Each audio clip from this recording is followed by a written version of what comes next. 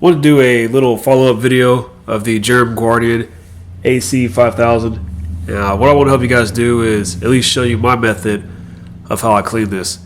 The manual that it comes with insists that you clean this at least once a month, which after about 10 months of use, I can say is a pretty fair assessment.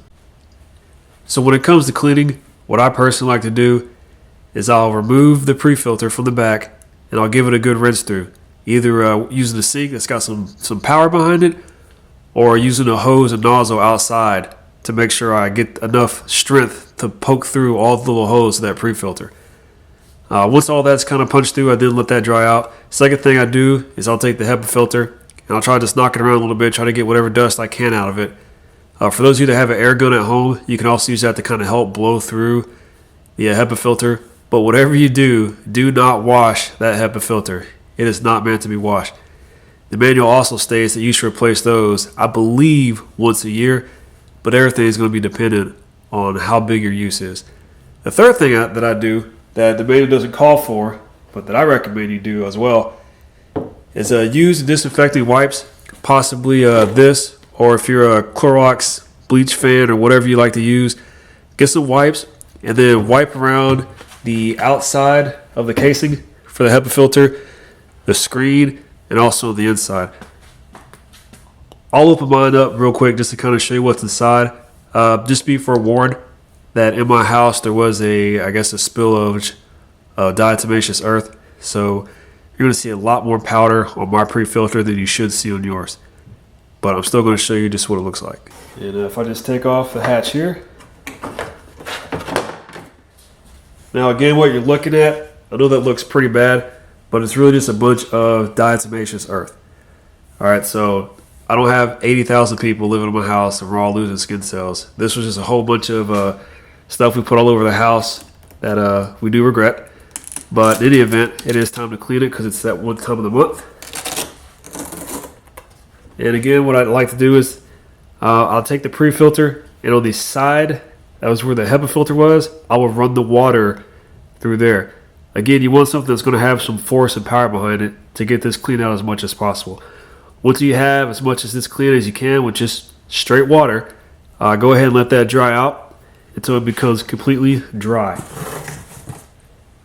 Now here on the HEPA filter, you can see here this HEPA filter, I've had it in use for about 10 months, so it is almost time to replace it. It does not look that bad, probably kind of hard to see in the lighting. There we go. But it doesn't look too bad.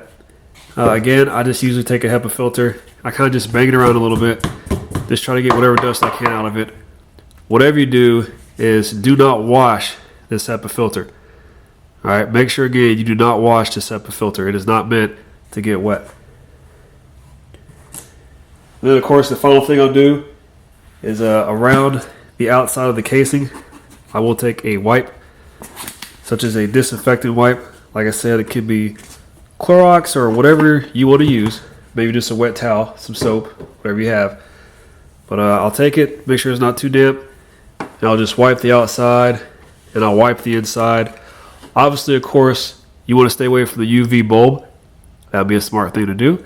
Another smart thing to do would be not to have this plugged in while you're wiping this down with something wet. And then again, I will also wipe the screen down. Just try to get in there as much as I can. And if you do have, again, like an air gun, that may potentially help get rid of some of the spots you see in your screen. Maybe a Q-tip or something you can kind of get to poke through if you got some things kind of going through your holes. But that's basically what I do to kind of help keep this cleaned up. So even while I'm wiping this down, some of the things I like to do, as well as try to get under the base here. I'll try to get pretty thorough. I'll take one of those cloth towels, I'll just pull it through, just kind of wipe it around. And as I mentioned, you just kind of wipe down on the inside of your GermGuardian and try to get all the crevices you can to hopefully help give you some better breathing air. Now, of course, when you have your pre-filter done, you kind of do just want to kind of look at it through some light. If you can basically see through it, you're pretty much good to go.